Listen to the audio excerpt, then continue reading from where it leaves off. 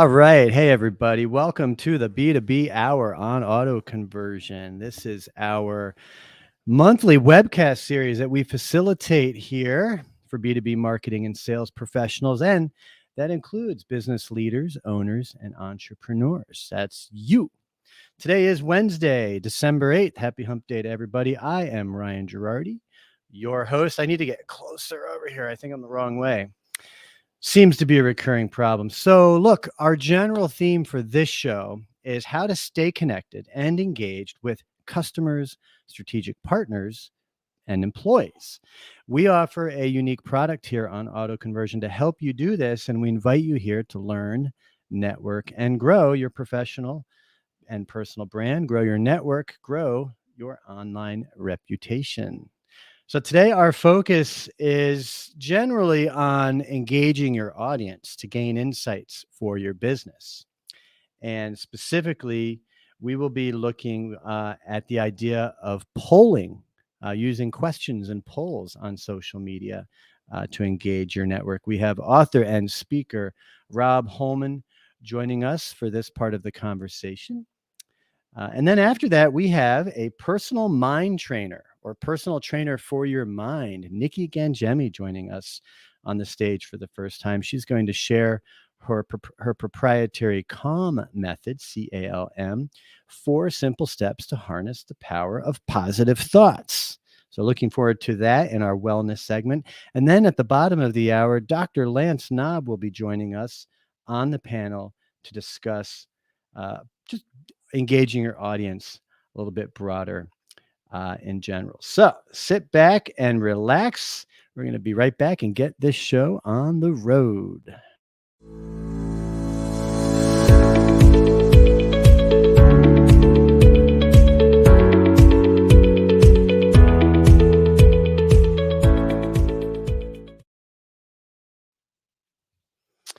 All right. So before we get started, hey, I just want to take a quick moment to give some love to one of our sponsors, M1 Data and Analytics, which helps turn anonymous visitors on your website into engaged customers with their proprietary pixel called SmartPiXL, proprietary technology called SmartPiXL. And like I said, it turns anonymous website visitors into fully identified first-party consumer data. And that allows SmartPiXL to return up to 300 attributes on your website visitors, on the consumer. So things like name, postal address, email, gender, even date of birth, but even more specific details like, are they a homeowner or do they rent? What about what vehicles they own?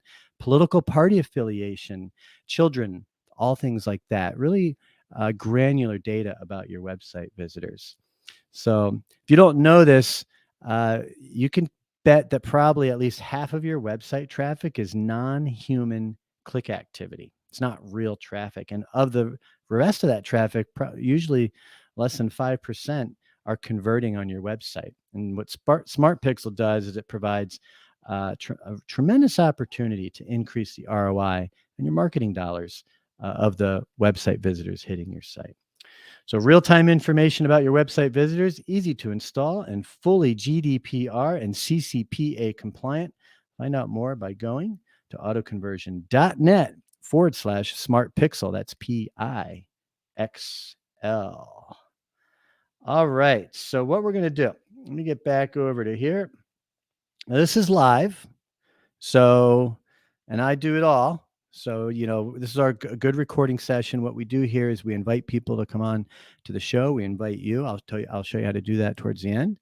And then we use these shows to make podcasts, blogs, videos, all sorts of neat stuff. So if you head on over to autoconversion.net, you'll see the game plan for today right there on your website. So when we think of social media for business purposes, we tend to think of networking as the primary benefit, which is truly a great benefit. But another benefit might also be engagement. Anytime you can engage your audience, I would say you probably should. But what about insights? What are some of the insights that you can gain from social media? And how do you measure and quantify these? What do you do with those insights? So these are some of the questions that we're going to explore here on this episode. And in a moment, I'll have Robb Holman joining us. Robb taps into his networks on social media, specifically by polling his connections, asking questions that people can answer with multiple choices. And what this does is it forces those responding to choose pre-selected answers, which kind of helps you narrow down what it is that people ultimately want or that might motivate them. So Robb is a familiar face here on Auto Conversion. He is host and executive producer of the Inside Out Leadership Show with Robb Holman that we produce here on Auto Conversion since January of this year. Robb is CEO and of a global leadership consultancy, Holman International. Also the best-selling author of 2 leadership books, and his highly anticipated follow-up, Move the Needle, has been endorsed by some of the top leadership experts of our time. In fact, in the post that you see in front of you, you can watch the replay of that show, that book launch with Robb. And without further ado, guess what I'm going to do? I'm going to bring the man up here on stage. Hey, and what a fun show it was. And I must say, my friend, you are looking great. Great to be with you. And hopefully you're feeling as good as you look. I do. I feel great today. So thank you. And I hope you're feeling great. I've never seen you have a bad day, because so if and when you've had a bad day with me, you've hidden it pretty well. Well, thank you. I get that question a lot. I get 2 questions a lot, Ryan. I get, do you drink more than 1 cup of regular coffee a day? And do you ever have a bad day? Topic of another show. Let's keep it going in the right direction. Yeah, let's get into polling. So, okay. Let me start real quick. You're big on social media. I've seen you on Instagram, Facebook, LinkedIn. Do you have a preferred social media network? I do. It happens to be LinkedIn. I mean, I'm on most of them. I'm not on TikTok, although my kids, especially my teenager, is like, Dad, when are you going to get on TikTok? You can leverage it with your brand. I've yet to enter into that space, but I'm on Twitter, I'm on Insta, I'm on LinkedIn, I'm on Facebook. But I would probably say I leverage LinkedIn the most because my target audience hangs out there the most. And who is your target audience? Yeah, being a speaker, a content producer, and a speaker of that content, it would happen to be meeting professionals, event planners, event producers. There's different names associated with that, but I'm in the event space. People that potentially could hire me to be speaking, a keynote speaker at a conference, part of an association, a big corporate event, etc. So those individuals are right up my alley. I agree. That's where I would go if I was going after those folks. And I'm going to bring your LinkedIn profile just to kind of show some of the activity. You are probably one of the most, I think, consistent promoters of your content. You write a book every couple of years. I just mentioned the show that you do here every month, the Inside Out Leadership Show, and your podcast. You probably get on more podcasts than anybody I know. But when I asked you, hey, what is it that you use to really engage your audience? You said, I asked them questions. I use polling. So I said, hey, let's come here and talk about this. When did you start dabbling with the idea of polling? Is that recent for you, or been doing it a while? No, I mean, it's been there, but very spotty at best for the last couple years. It's been only for the last few months that I've done a deeper dive, and I've been blown away at my findings. And so you and I, behind the scenes, because you and I are talking all the time about different projects we're engaged in together, just as friends, et cetera. And even more recently, I was getting all excited about some polls I'd put up, the response I'd gotten. And quickly you said, yeah, we got to have you on the B2B hour to talk about those things. So, well, good. So I'm going to share my screen here and go to this mode. Hopefully people can't see it too well, but this is one that you did a couple of weeks ago over the Thanksgiving holiday. And you said, due to all the amazing events you've managed over the last year, one thing is for sure, you deserve a good meal. I like that. That's pretty good. But the big question is, what food will you be going back for seconds to get? And you put up mashed potatoes, stuffing, turkey, and green bean casserole. Okay. Why this question? Why not this question? This is a question that I ask my clients, I ask my friends, I ask my family members, although I should have a lot of those answers by now. So I find myself, Ryan, at 46 years old, repeating myself time and time again. But nonetheless, I feel like it'll let me in a fun way, at least the opportunity for it to be fun, let me into people's lives and really leverage a holiday, a celebratory time, a season to get out of the professional realm and enter into some personal space. And that's right up my alley. That fits who I am as a person. It fits my brand of inside out leadership, because we could hone in all day, and many people do, in the professional areas and get serious and all buttoned up and polished and all that. And I think there's a place for that.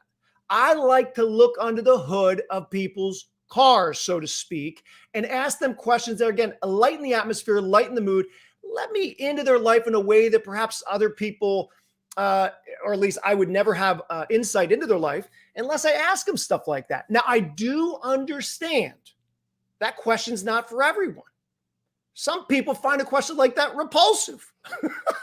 Repulsive or just maybe not interesting? Well, I'm being a little dramatic, or just not interesting, so they may check out. At the same time, I find that those are a bit more receptive to something like that are the individuals that are getting to know a little bit more of my heart. And there could it be in the midst of me asking something like that, because I find it enjoyable to ask it, for those that actually respond to it, could it be in a very personal, fun way, an alignment starting to come into place of people that are going to be more receptive to who I am and my message at hand? Okay, so that was my question, was do you gain any insights from a question like that? And I think what I hear you saying is the insights you gain are the receptivity of the people in your network. And I think in this case, you had 121 votes. That's actually awesome for an organic post on LinkedIn for the average business person to get 121 actions. Yeah. You would agree. I mean, that's so you're proving it right there that it does create engagement. And it's absolutely. And two things. One is I get to find out who likes mashed potatoes and who likes stuffing. Second, probably a bit more important, is I enjoy people that respond to polling more so than likes and loves and even some general comments. Because now I can take this very specific information they're providing me and do something with it. I can keep it in mind for a further conversation. If I follow up with them, depending on how they answered, which I oftentimes do on a one-to-one basis. Hey, thanks for responding the way that you did. Hopefully you and your family have a wonderful Thanksgiving. And by the way, enjoy the mashed potatoes with gravy. See? And so for me, I'm getting absolutely invaluable information that I can then utilize to better serve them coming out of that polling question. Okay, good. Okay, so you're kind of winning me over here because I was going to give you some pushback, but let's go to the next one, because this one is more rubber meets the road into your professional realm. So, as an event planning professional, are you referring to yourself there? No, I'm actually referring to the target event audience, to the group at hand that I'm asking a question to. Oh, because this is in a group. That's a good point. This is not in your personal profile, is it? No. And Ryan, if I could interject with that, I have found personally, there's different takes on this, different arguments to be made. I have found it's one thing to put polling out with your general network within LinkedIn, for instance, in my case. It's a whole other thing as far as getting a response when you target a group that you're in on LinkedIn. Now you are wrapping your arms around a specific target audience, hopefully your target audience. And I have found the responsiveness in a group is even much better, and even supersedes those that I actually put out on general LinkedIn network. So I love it. So the Thanksgiving one, that would go on your profile because that's universal, but this one would put you, as you said, you put it in a group that is specifically event planners. Well, great question. It depends. It depends on my mood that day. It depends on what I think my specific target audience would want. For instance, I believe, don't hold me to this, that probably the Thanksgiving one went out to the group and the general LinkedIn network as a whole. Okay. Yeah. Just curious, how many groups are you part of? Not that you're active in, but that you're part of on LinkedIn. Do you know? Yeah. Again, don't hold me to this either, but I want to say around 10. Okay. Yeah. Yeah. I found I used to join a lot of groups, and then I don't do anything with them. So I just kind of got out of them. Mhm. but a little bit of its status. When I go to someone's profile, I do like to see what groups they're in. Yeah. So I see value in that. But what did you gain from this one? We have about 4 minutes here, guys, 3 or 4 minutes, and then we're going to switch over to our wellness mindset segment. And then what we'll do is after that, Rob will come back on. We're going to open up the discussion to a broader discussion around engagement in general. But okay, here your answers are. Your question is, which personal growth area do you want to take a deeper dive in? And you're saying self-care, personal leadership, empathy, and presence. 83 votes on this. Still great engagement, I would say. What are some insights you gained out of this? Okay. So, as you said in the intro, I just wrote and released my new book, Move the Needle. So, my new book has all four of these areas within the book. It has empathy, it has self-care, it has all four of these areas. I want to know, what level of interest do these areas have in a meeting planner, an event coordinator, director's heart and mind? So just knowing that my book takes on all of these, I'm already right there. But now further insight, okay, so 83 people say these things matter to me, and then it's broken down percentage wise as it relates to what means and matters the most to me heading into 2022 as it relates to doing a deeper dive, wanting to do some more work in. Again, after I now receive this information, invaluable information, feedback, I then follow up with different people. Depending on how they answered, I can direct them to talks, keynote talks that I can give. I can direct them towards aspects of my book. Ryan, it's awesome information. It looks like it. Now, of the responses, you have a 1/3 went to self-care, 1/3 to personal, was it leadership? Yeah. Right? You had much less response and empathy. Yeah. What does that say to you? Well, it doesn't say it doesn't matter. I mean, my overall conversation I'm having with leaders, event planners, etc., they are hungry for empathy. But see, again, that question was for them personally. Okay. Like, which area do you want to improve on, do a deeper dive in heading into 2022? So I try to make things as personal as possible. So again, I get into the heart, into the mind of the event producer. I could keep it business, and sometimes I do, but the more insight I can get from the person, the human being that makes decisions to bring a speaker like me in to provide a keynote, the better. Then I can serve them more as a human being and less as a working professional. We'll get into the professional world, but I want to get to know them first as a human being. Why? Because that's important for me personally, and that's what my brand's all about. Inside out leadership. If I focus more on the outside stuff, trying to get in, ain't going to work as well. But if I start more with a genuine care and concern for the heart of each person I'm trying to reach, in this case, event producers and directors, now they're actually experiencing who I am and my brand and my message. And who knows, at the end of that, as they taste it, as they experience it, and then I invite them into the professional world, it's going to make a whole lot more sense. Well, the engagement is definitely there. No doubt. You're getting tremendous engagement. So thumbs up there. And I like your explanation of the insights that you gained. And then I'll bring this up on the discussion. I wanted to maybe talk about a follow-up poll tactic. So let's be sure. Ryan, real quick question for you. Did I win you over now? I think you were heading in this direction with the Thanksgiving Day question.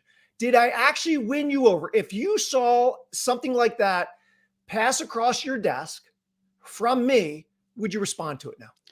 The Thanksgiving one, no. and I'll explain why on the panel. But the Thanksgiving one, no, I would not. The other one, yes, I would. Okay, yeah, good to know. Thanks for your honest answer. We will remain friends. It's funny. I am a bizarre blend of too serious and too goofy at the same time. So, well, I still love you. I will still call you friend, and I'm looking forward to the next segment for sure.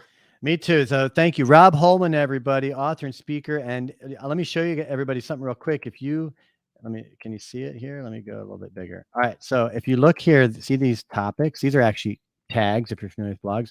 And Robb is tagged. Why? Because, and so is Lance, who's coming up. They're tagged because the they're in the show. And if you follow his name, it'll bring you to here. You can see all the content on auto conversion that Robb's part of. And as I mentioned, he's the host of the Inside Out Leadership Show, which we do every month.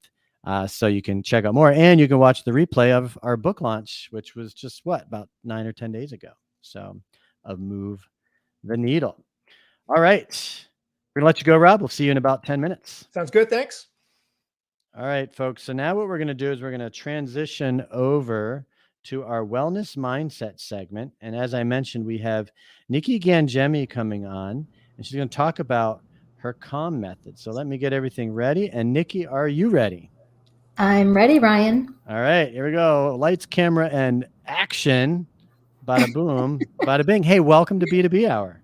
Thank you. Thank you for having me. I'm excited to be here. It is great to have you here. I enjoyed our conversation, and I enjoyed learning about, briefly about your path and what you're doing. So I'm going to give you the stage for 3, 4, or 5 minutes, and I'll put the website up, which has information about your calm method, and then and once you're done, I'll come back on and we'll chit chat about what you're sharing with us. So let's go to right here, and the floor is yours. Thank you. Okay, awesome. So who could use a little more calm in their life, especially this time of year with the holidays? We've got so much going on between business and personal life. I'm sure all hands are raised, right? So I created this method to help manage the thoughts in your mind, which leads to how you feel. So a lot of overwhelm, stress right now. There's one thing that's causing that stress and that overwhelm, and that is what you're telling yourself, right? I mean, we're inundated with information, lots of great information, and there's a lot else out there that just kind of takes up space in our mind.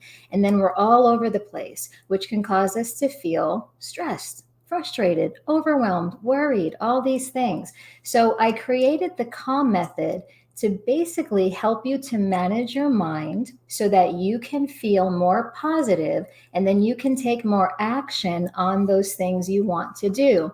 I heard Robb say that he writes a book every couple of years, and that's amazing, right? And that's an action that a lot of us entrepreneurs and business owners, we want to take. What prevents some of us from taking the action, and people like Robb who are consistently taking the action, is what are you telling yourself about what it means to publish a book and get it out there? So with the calm method, you're able to start telling yourself a story that aligns with the actions that you want to take, and then the results that you want to get. So we teach and talk on what we most need help with in our own lives, right? So I was always inundated with thoughts that would keep me in one place, feeling stuck, procrastinating, putting things off. And when I started implementing this method, I started taking action, both small and big, like leaving my corporate job to have my business and doing what I love. So this really works when you start putting it into practice and being consistent about it. So in a few minutes, I'm going to go through the calm method with Ryan to give you a tangible result. But what I'll tell you right now is that the calm method is 4 steps to calm, and each letter stands for one of the steps. That way it's super simple for you to remember. The C in calm, step 1, is to become conscious of how you're feeling.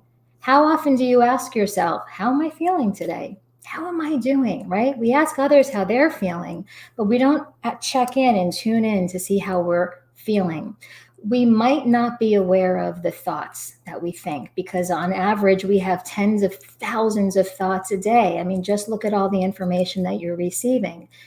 But you will always know how you feel. So check in. How am I feeling right now? Am I feeling stressed? Am I feeling doubt or worried or scared? Maybe you want to implement using a new platform or a tool like TikTok, and you're like, oh no, I've never used TikTok before. I'm nervous. What do I do? Right? Tune in with how you feel. That's step one. Step two, the A, is to become aware of the thoughts you're thinking. Your thoughts always precede how you feel.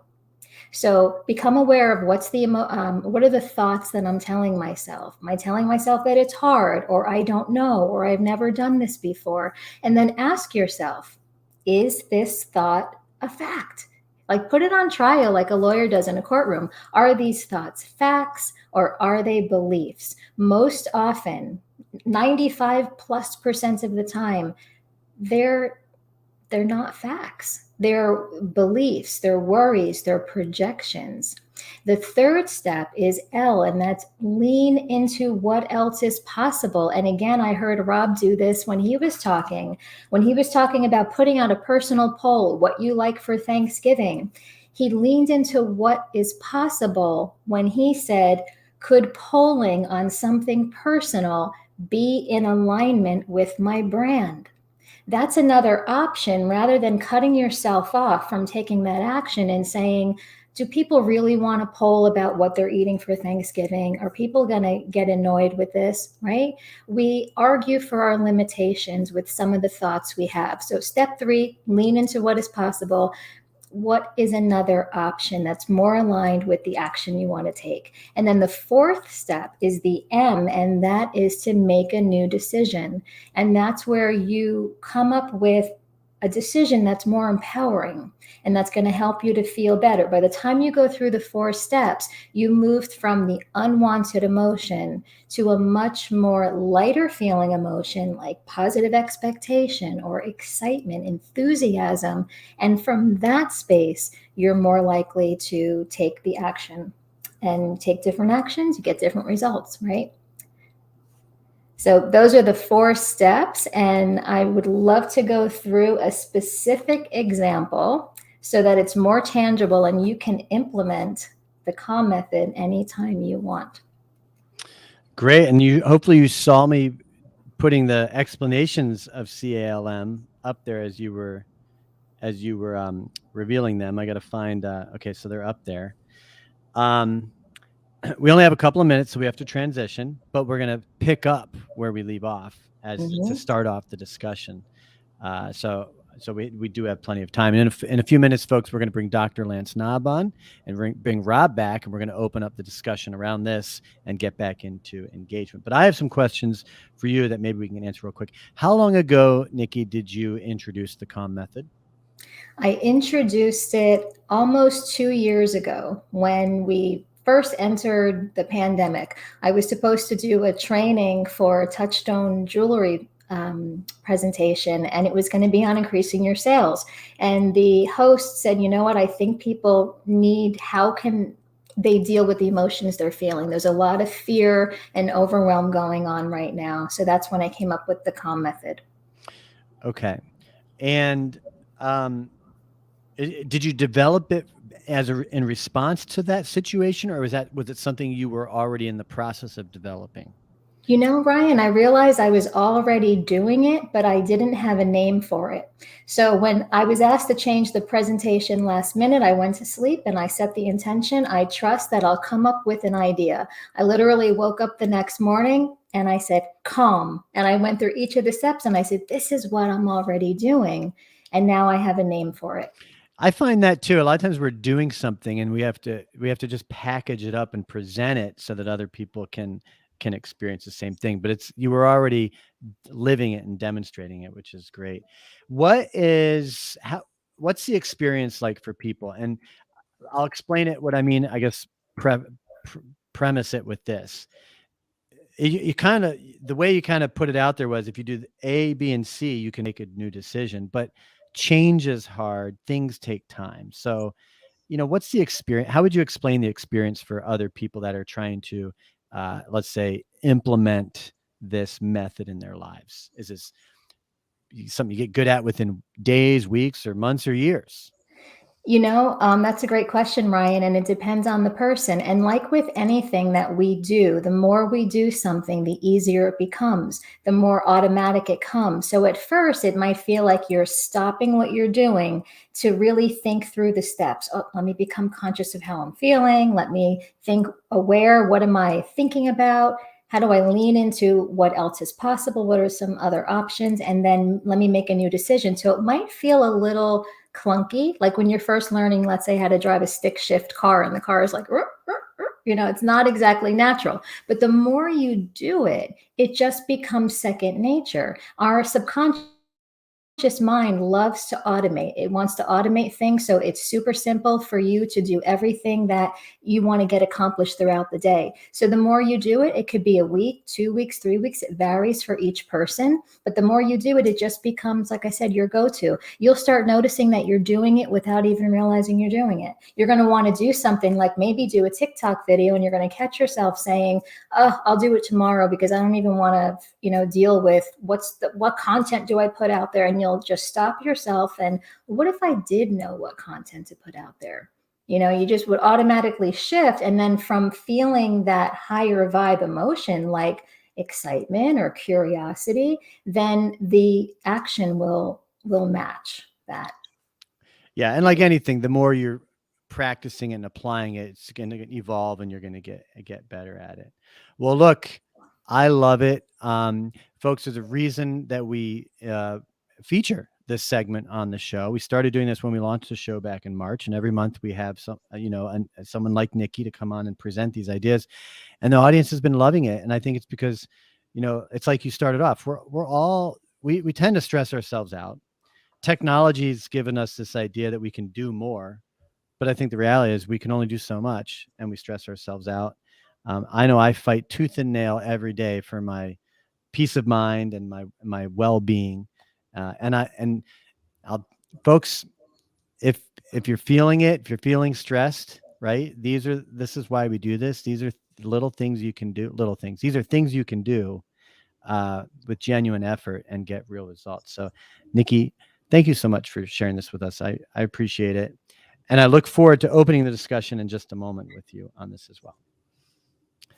You're welcome. And I have Nikki's website there, nikkigangemi.com, if you want to check that out. Okay, so here's what we're going to do. We're going to transition to our B2B marketing pros and really audio video pros discussion. So what I'm going to do, folks, is go back to the website right here, and let me bring up the screen, and let me remove this. And let's see, hold on a second here. Ding dong ding. Okay, if you go to autoconversion.net, there's a menu that says grow. Bring that menu up for everybody. And if you go there, this is what you'll see. And on here, you'll see a link to Audio Video Pros and B2B Marketing Pros. They each have their own sign-up page. Now, you don't need to sign up for both. Audio Video Pros is for those that are into podcasting, live streaming, video marketing for your business. Not for everybody, but for many of us, that is. If that's you, sign up. What that'll do is it'll tag you in our system.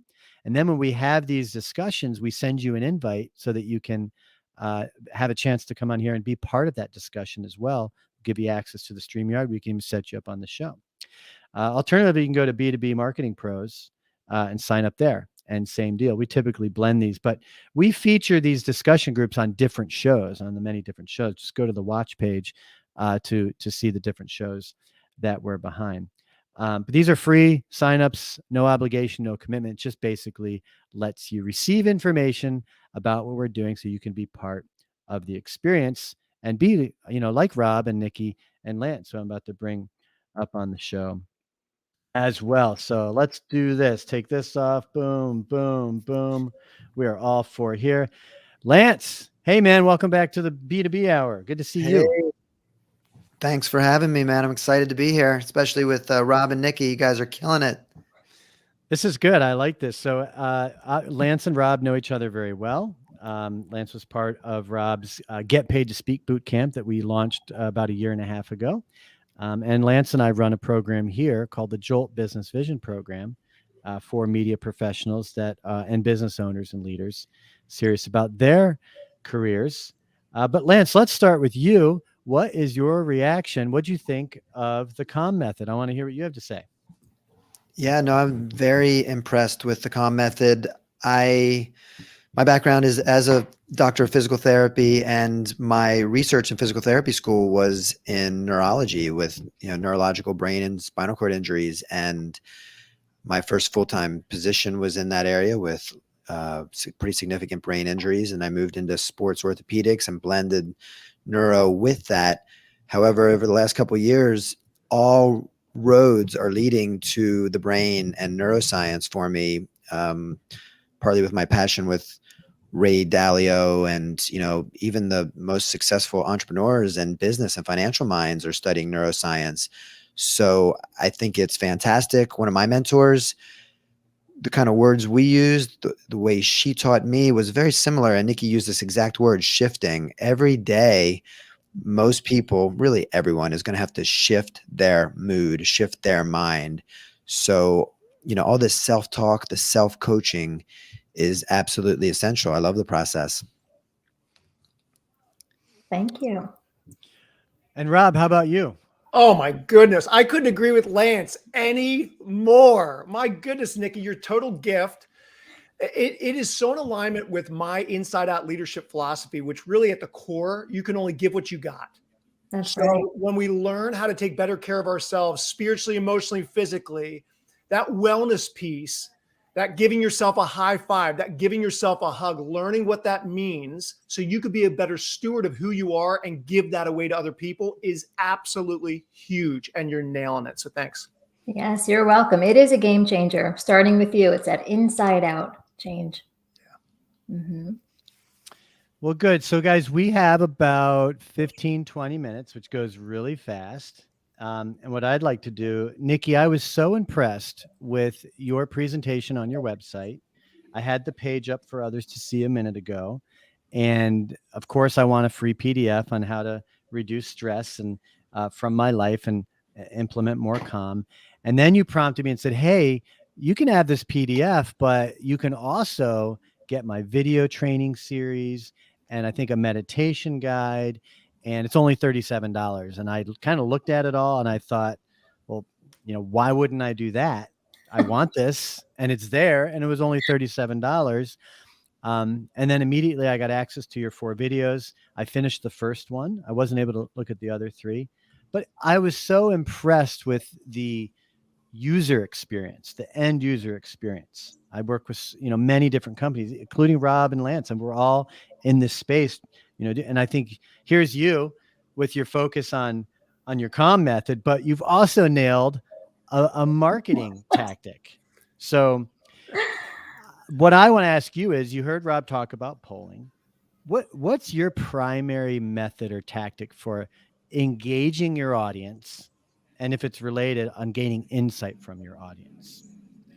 Yes. Well, first, I want to thank you for saying that, Ryan. I appreciate that so much. And congrats to you for taking immediate action on something. Yeah, that's awesome. I use a lot of video in my marketing, short videos. I used to do longer videos on YouTube, where I would do a little mini training for 15, 20 minutes. And looking at my conversions, I was seeing that the average watch time was 4 minutes and change. So I thought, what's a better option? What's a different strategy I can try? So I started making videos under 4 minutes.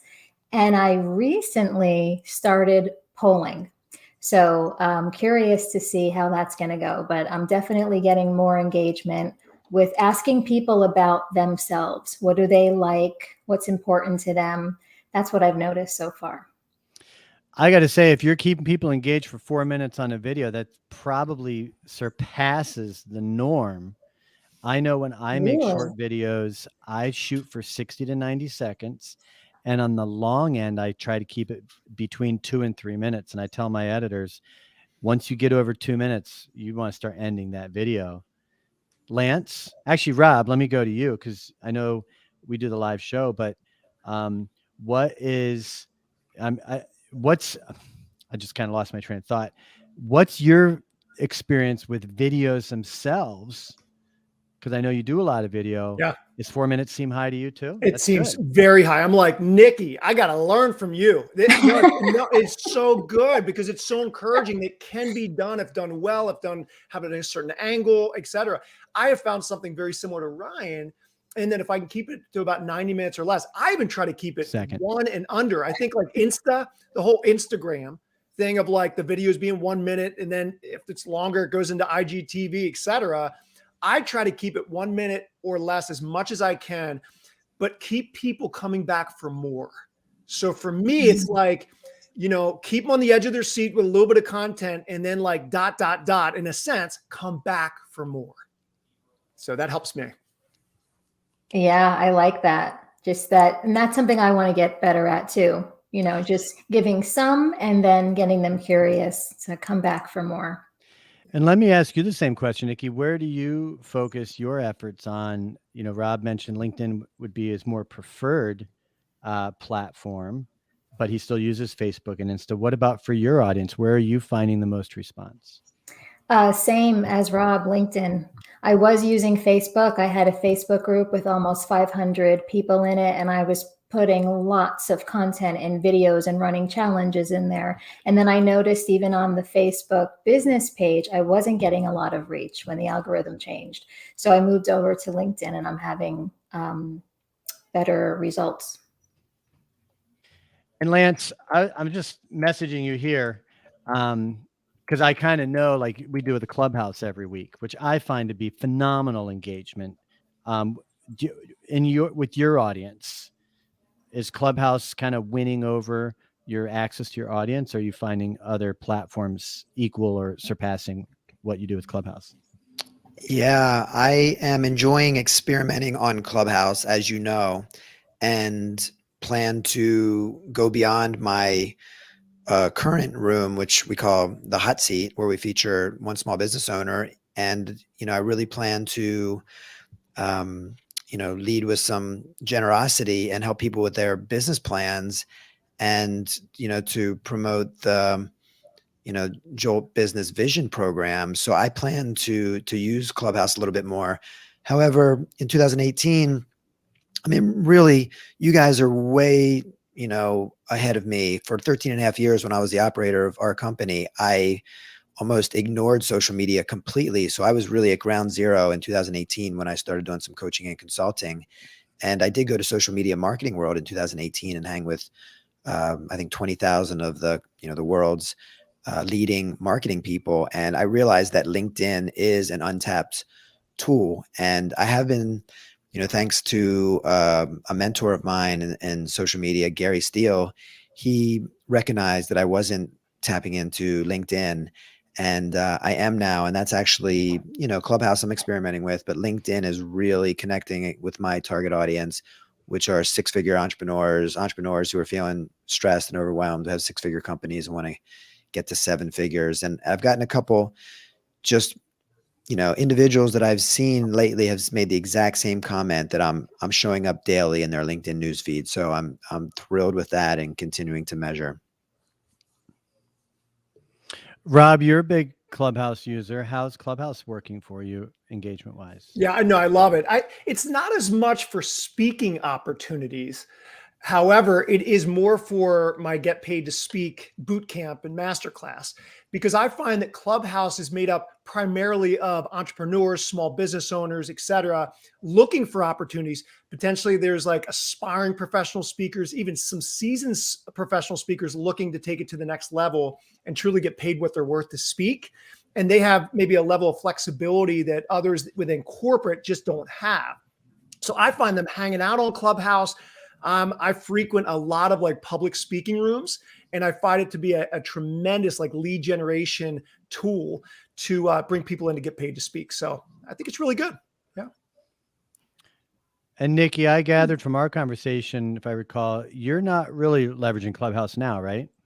Correct. But after listening to this conversation, I'm going to leverage the law of momentum and I'm going to open up the Clubhouse app, choose a room, and just get started because I do see the value in it.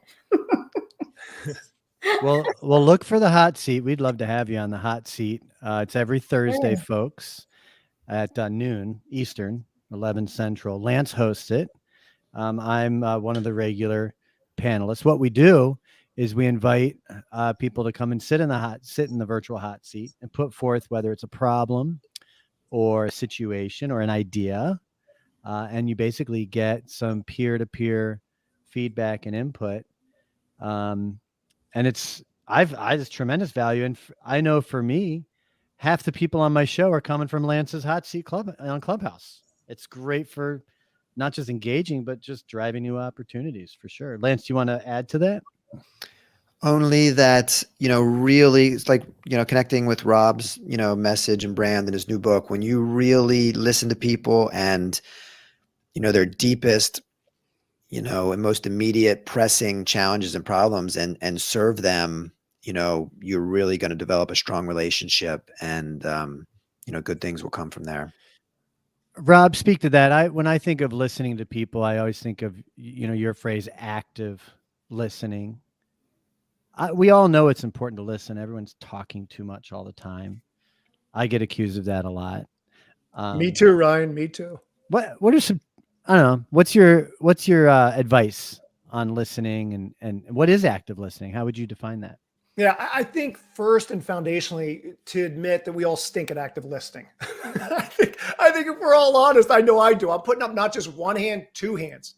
So we got to really get back to the basics of active listening. I think whether it's politics, entertainment, sports, whenever you see analysts, commentators, whatever, and they start to have a dialogue about something and they get heated, the temptation for any one of us is not to listen, to seek first to understand. It's actually, we're just ready to chime in with our 2 cents on the matter. And thus we're not really listening and understanding truly what the other person is trying to say.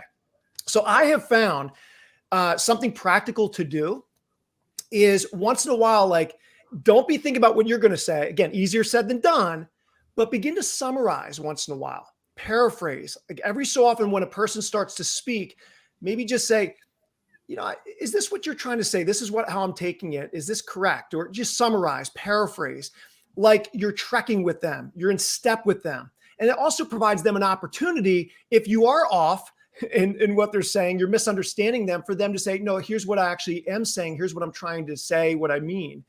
And in that, when a person is being listened to, they feel valued. They feel appreciated. They feel, what I say, loved on. In the midst of that, it speaks and even shouts presence. And I think out of that deep, authentic place, people are compelled to act, and not just with what they want to do, but true collaboration, which is key. Wow. I just want to let that sink in a little bit. And Nikki, I want to ask you the same question. But I was thinking while you were talking, Robb, when I have 2 sons, 12 and 16, and I'm divorced, so they don't live with me. But I see them all the time. It could be 5 minutes for a day, right? Driving them from one place to another. I find for the most part, they want to talk because I'm their dad and they want to talk. And most of the time they don't want me to talk. I sense it right away. It's so natural as a parent to kind of want to share your experience or offer your wisdom. But I notice it's like, they're like waiting for me to finish, and then they want to continue with what they're saying. They really just want to be heard. That's really all they want. Nikki, you're a coach. Yeah. You're a what do you say? A personal trainer for your mind. You must listen really well to people. Tell us about, your, I guess, practice on listening. And how do you listen to people and not want to say what you want to say to them? Yes. So, Robb, I was just bubbling up with excitement when I was listening to everything that you just said. So thank you for saying that. I focus on hearing, because we listen to what people say, but we hear what we want to hear. And we hear based on our beliefs, our values, our attitudes, our past experiences. So one thing that when I remember, and I'm mindful that I do, and I do with clients, is to stay in curiosity. because I can hear something that I think I hear. Like somebody could, offer me a suggestion. And what I'm hearing, the reactive mode is you're telling me what to do. And I don't like that. Or I can become curious and I can think, I wonder what's this person's intention or for what purpose? And you can even ask them. So I find that as you're listening to people, ask questions like Rob was just saying too. That's interesting. What specifically do you mean? That way you can get more clarity on what they're saying and you can really listen and hear what they're attempting to tell you, if that makes sense. Well, going back to the polling, it's asking questions. And I'll throw this out there.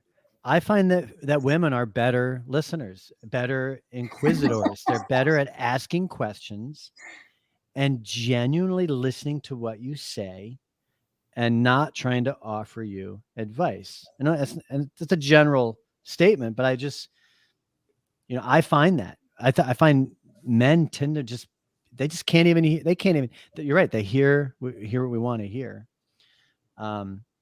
But I don't know, Lance, what's your experience with listening? Do you find that as well, a difference between men and women? That's a great point that you bring up. I'm not positive. I guess I don't have a personal opinion strongly on, males versus females with that. Adding to Rob though, I really love the way Stephen Covey describes it, really seeking to understand and, again, kind of talking about some classic leadership people like Dale Carnegie, just looking through other people's perspective, I feel is the way I approach it and the way, I personally practice. And, similar to the calm method, right? Pausing and taking some time and, trying to, adjust our mindset before we actually open our mouth is probably a good exercise. Rob, what do you do when you don't like hearing what somebody says, or if you feel like I was supposed to say the answer's on their nose, but they can't see it? What's your approach at that point? Well, I always love to position myself more as a learner. I think that's really important. It's not as much of what I can give, but it's what I can gain from that other person. So I think it's really big. If we can go into a one-to-one conversation or group conversation or whatever the case may be with more of that posture, that positioning of what can I learn? I know, hey, I'm heading into maybe some uncharted territory, some potential disagreements, some even tension in the room. But if all of a sudden we can be led by our heart with more of an attitude of what can I learn from this individual, from their life experience, from their perspective. Now I'm actually entering in a much more receptive manner as opposed to being closed off. Like I have all the answers and everyone else needs to listen to me. So when we remain a student, I really feel like we remain a bit more childlike. And I think that's a really good thing. There's purity in children that, that haven't lived a whole lot of life and let the world kind of, weather them, so to speak. And when we can remain like a child, that curiosity that Nikki talked about earlier, that's really important. So that's what I would say, Ryan. Yeah. Man, I got to say, big takeaway for me, and hopefully everyone that's watching this, because, it ties right into what we started with, was polling. Well, what are we doing? We're asking questions. Why? To get people to respond. We've kind of come full circle on that. Who I think is doing a phenomenal job with that, and I don't know if any of you tune into him, but is Russell Brand. He's an actor. He's a British actor. I think a lot of us know him by name. I couldn't pinpoint one movie he's in, but I know him by name. But he's got over 4 million YouTube subscribers, and he does a ton of videos, and it's pretty much just him talking to the camera. They're edited. They're professionally edited, very divisive topics he's focused on. But one thing he's nailing is he's not here to tell you how to think. He's putting forth the current events, and he puts his spin on it, and as far as like what he thinks about it. But he's always asking the audience, you tell me. And he's got a great community of people who actually comment, and then he goes through the comments, pulls out what people are saying, and brings that up onto the show, and he's knocking it out of the park. So I know we could probably do a little bit more of that here on the show as well. So a lot of great takeaways here. Nikki, you want to Yes. give us some final words, some perspective? Can I put you in the hot seat and maybe put a bow on all this for us? You could. My final words is to stay curious about what you're doing and to separate yourself and who you are and your self-worth from everything, because most things have nothing to do with you. So when you are putting out your content and you're looking at the feedback that you're getting and the comments and the results, and it's not where you want it to be, just ask yourself, what can I do? What's one change I can make so that this lands in front of the ideal person that needs to hear this right now? And just remove your little heart out of it completely. I got a good view of that. That was very well put. I like that. Stay curious. Yeah. Stay curious, folks. All right. Nikki Gangemi, you can visit her at nikkigangemi.com. Robb Holman, also at robbholman.com. And Dr. Lance Knobb, I guess you'd go to denaliconsultingteam.com to visit Lance. So, Lance, stay on with me. But Nikki, thank you so much for being here. And Robb, my brother, great to have you here. Thank you as well. Thank you so much. It was my pleasure. All right. So what I'll do, Lance, if you don't mind, I just wanted to wrap up today for us to do a little plug for Jolt Business, our new program, Jolt Business Vision. So what I'm going to do, folks, is go bring back to our website. So if you head on over to autoconversion.net and go again to the Grow menu, you'll see Jolt Business Vision. And Lance, I'd love for you to maybe take the stage and just we've introduced this, but speak to it a little bit and why people might want to sign up. Absolutely. Thank you. The origin really of this program is recognizing that over 90% of small business owners don't have a business plan in place, don't have a strategic plan. And, it's probably not coincidence that, 96% of small businesses fail in 10 years, that the numbers are pretty close. So fortunately, I was mentored in a business planning process. However, it was more of a traditional business planning process where even at the size of my company with, 5 offices, 50 to 60 employees, I would spend 40, 80, 120 hours. And I realized as I started supporting entrepreneurs, they don't have that much time. They can't break away. So I boiled down the most important parts of the process and also added what I believe to be a critical part of the process first, really introspecting inside yourself and deciding what's most important to the entrepreneur, like your personal mission, your cause, your reason, your why, whatever you want to call it, so that we can then go ahead and go through the company's cause and reason, and then really establish the entrepreneur's vision and, go through the most important steps like this in a couple hours is really what the Jolt is. And what we've done to make it one step easier, Ryan and I together have offered a group program so people can take a cut at the Jolt process themselves and then join our group and let us know exactly where they are in the process and whatever their challenges are. And we're going to cover one of these steps every meeting, and we'll go ahead and customize an answer for them to keep them moving. And, right now it is business planning season, right? It's December. So if you do not have your 2022 plan in place, I challenge you to the theme of today, step back and take some time to work on the business and to be sure you're taking strategic action and not just taking action. Such an important thing, right? Like you said, focusing on the business. And we have to split our time because you also have to be within the business as well. And that leads to the second element of the program, which is not only focusing on your vision and how that ties in with your personal vision and your overall plan, but how you're going to implement, or I should say, roll that out, execute your plan into the marketplace, and specifically through media and public relations. And so this is a hybrid masterclass that involves group coaching, one-on-one coaching to align your personal vision with your professional vision, and a media and public relations strategy that's baked into this to help you get your content, get your message out there, and create awareness and spark interest and drive demand for your product or service. So sign up free anytime you like. Again, go to autoconversion.net/grow. Look for Jolt Business Vision. You can sign up free. And then whenever you're ready to get started, we're still offering the program at only $195 a month.